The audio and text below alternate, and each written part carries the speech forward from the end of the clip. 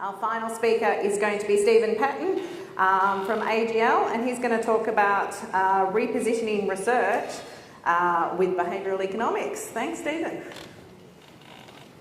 Thanks, Diane, and hello everyone. Look, this morning we've heard a lot about big picture issues that are impacting on the industry. What I'm going to talk about today is how at AGL we're taking one of those big issues, behavioural economics, and bringing it down and putting it into how we go about our business. So behavioural economics, we all know that's, people are meant to, if they've got information, they'll make the right decisions. Behavioural economics tells us that's not always the case. And behavioural economics, I think, is important to us as researchers, whether we're client side or supplier side, because we're in the information game, really. And behavioural economics is not going away. It's been a big feature at a number of conferences. I know there's a couple of guys coming in tomorrow to drill down more into what behavioural economics is. But 3 of the 4 key speakers at the Andrews conference this year were also on behavioural economics. And it matters because it brings attention.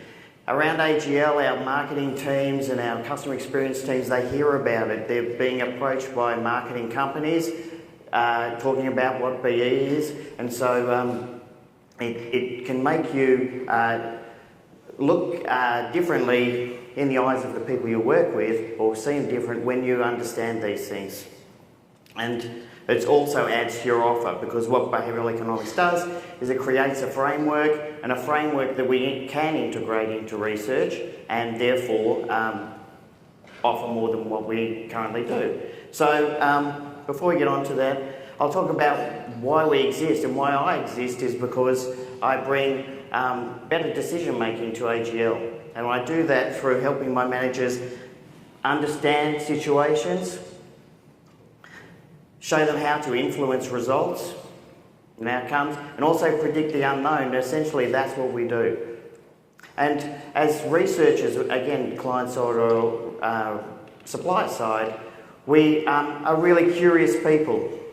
So we're the sort of people that if we were walking along a beach, we see a rock pool, we want to look into that pool and see what's going on. Is there a fish? Is there crabs running around? How many fish are there? And we're always looking for more time to just get our heads around what exactly is going on. But what happens in the corporate environment is our bosses are already walking up the street or up the beach. They turn around and say to us, now, hurry up, catch up please, we can't wait, you can't have all those resources, you can't have all that time to really get to the bottom of things. And traditionally what we've tried to do is get more understanding and more depth around what's going on to try and help us. But while we're sitting in the rock pool, our managers are up there, other people are approaching them, big data people, consultants, management consultants, it's never stopping, I don't believe.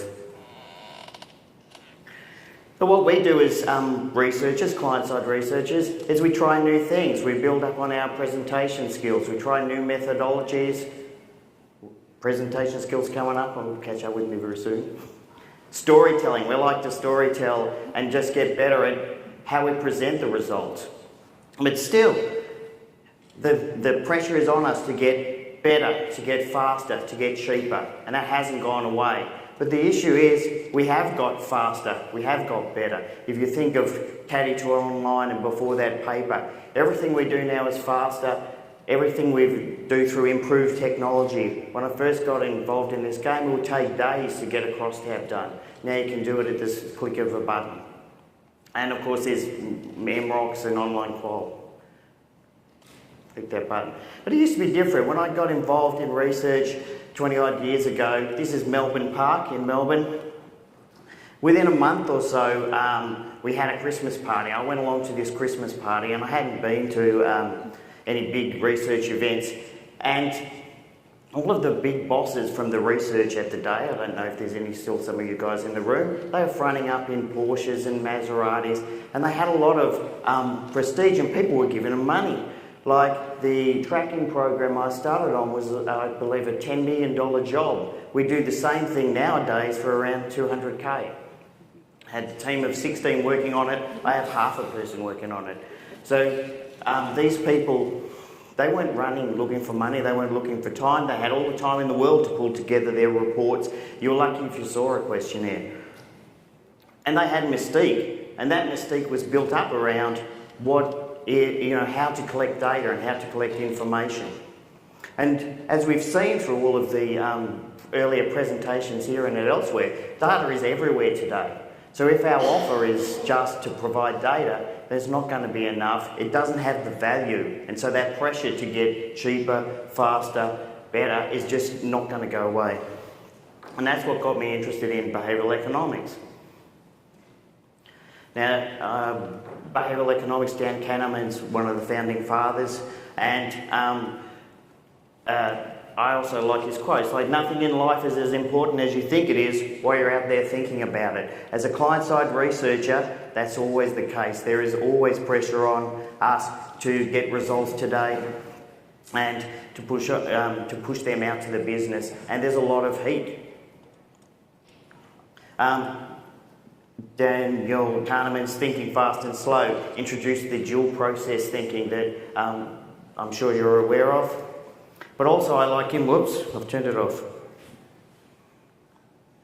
Turned it on? There we go. But I like his quotes. We have to thinking as cats are to swimming. We can do it if we want or if we have to. And that's true. When you think about it, it's not just true of our respondents. You hear a lot of pressure on, you have to change research because of behavioural economics because people aren't thinking. But it's not just respondent, it's my manager, it's me, it's you. We like to take shortcuts, we like to do less. But this is Daniel Ariely. What I like about Dan Ariely is his predictable, irrational books. They're very easy to digest, they're very easy to understand. And also, he tells us about this fact that these behaviours that are going on and under the shelf are explainable, and there's patterns towards that we can use. So, what is behavioural economics? In a nutshell, it tells us there's a lot going on under the hood. Context is extremely important to situations. There's biases in play. There are shortcuts. People take shortcuts in their thinking and in their processing. There's social norms. People look to others to work out what to do. Essentially, we have to understand all of this information. But when we break it down, there's around 150 different concepts in the BE world that we can use and think about when we're trying to explain behaviour. For example, how many people have gone in and with results that your manager agrees with or on supply side your client side agrees with? It's very easy to get that across. That's part of the confirmation bias. If we hear information that we agree with, then we will be drawn to that information. And if we hear negative information, the optimism bias kicks in. If we hear stuff that we don't agree with, well then we're generally optimistic people. We are going to turn around and say, well, no, it'll be okay. And so it's very hard to get your information across to create the changes that you want to impact.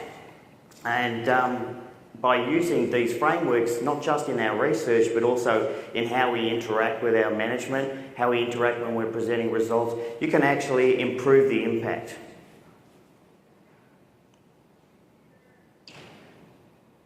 I should have done that before. And if you don't know much about behavioural economics, one of the great things is people are kind. There's a hell of a lot of information out there. There's Facebook groups, there's Twitter groups, there's LinkedIn groups, all helping.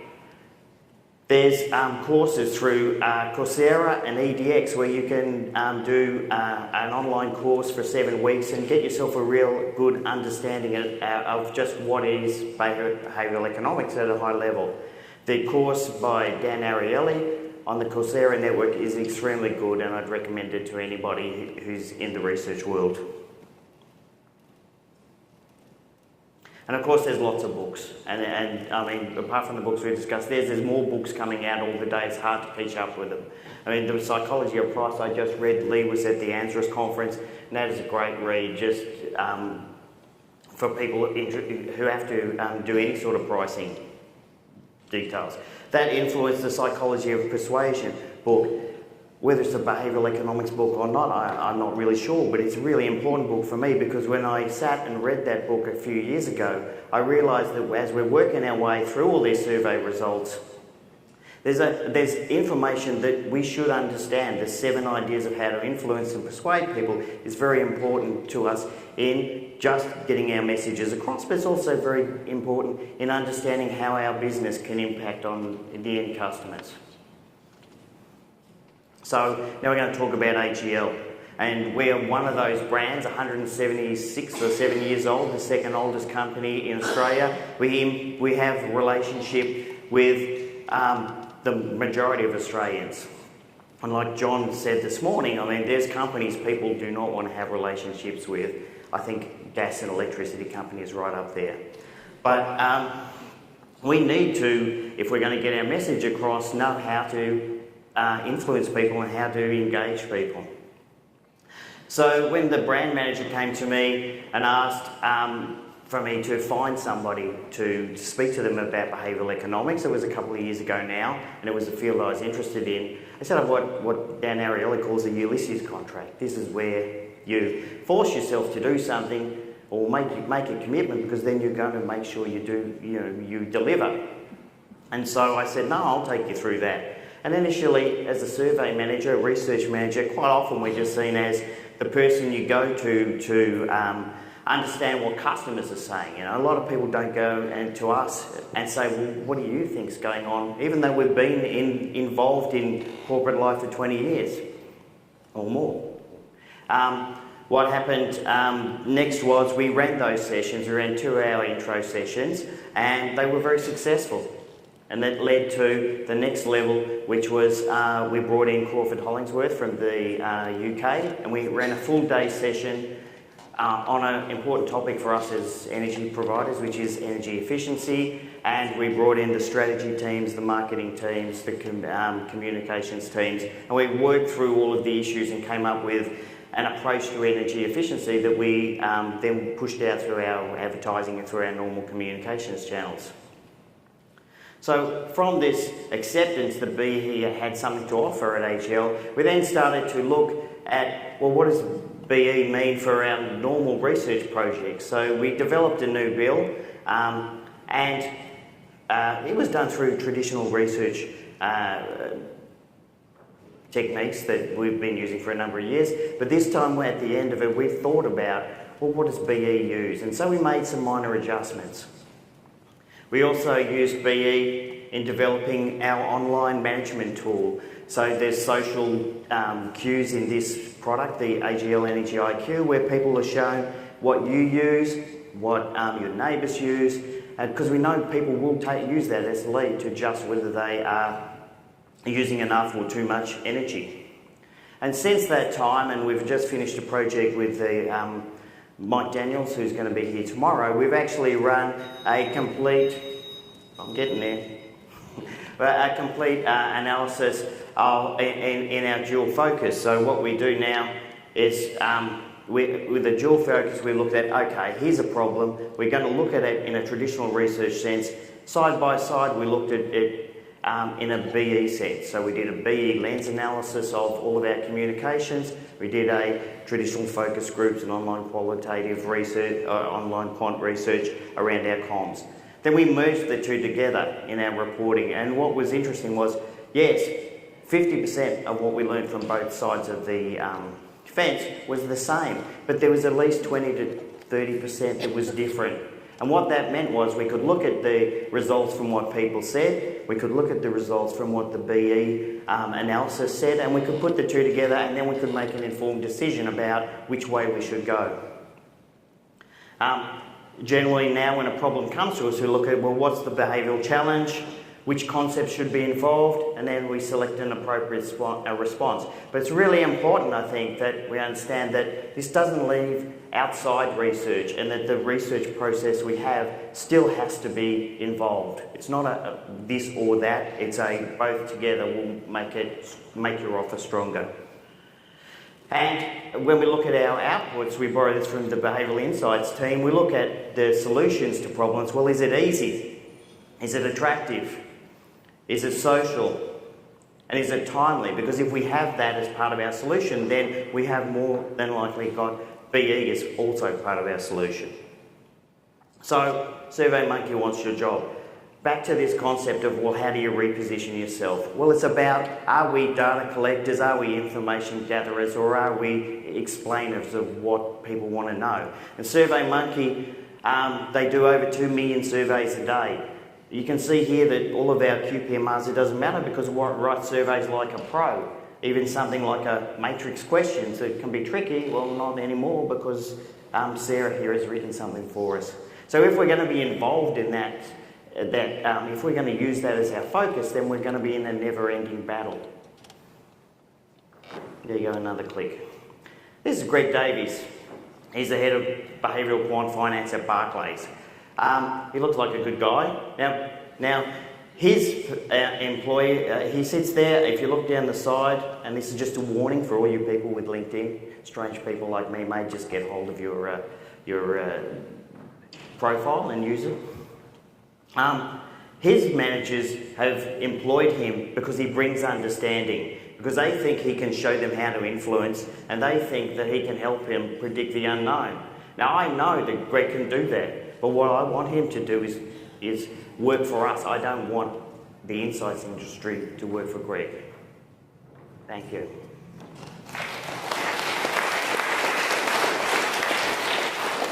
Thanks, Stephen. Any questions for Stephen?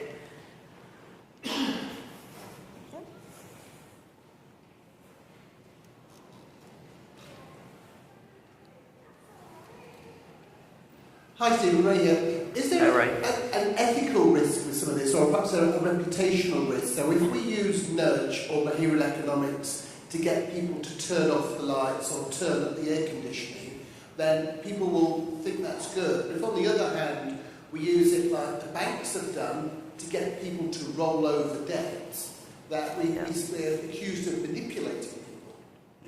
That's a good question, Ray. I think that when you get down to it, the nudges and all those sorts of issues that we can use and we have to influence, I think we still have on our side a responsibility. I mean, a corporation still has to deliver to its social responsibilities. But I also think that people understand what's going on, even though they don't. It's not top of mind. If it's just automatic thinking, they're not going to stray over into this is bad for me. I will do it because I'm nudged. I think there's enough inside a person that they would realise that, and that you wouldn't be able to overly use this sort of nudging and techniques for evil, shall we say. More questions?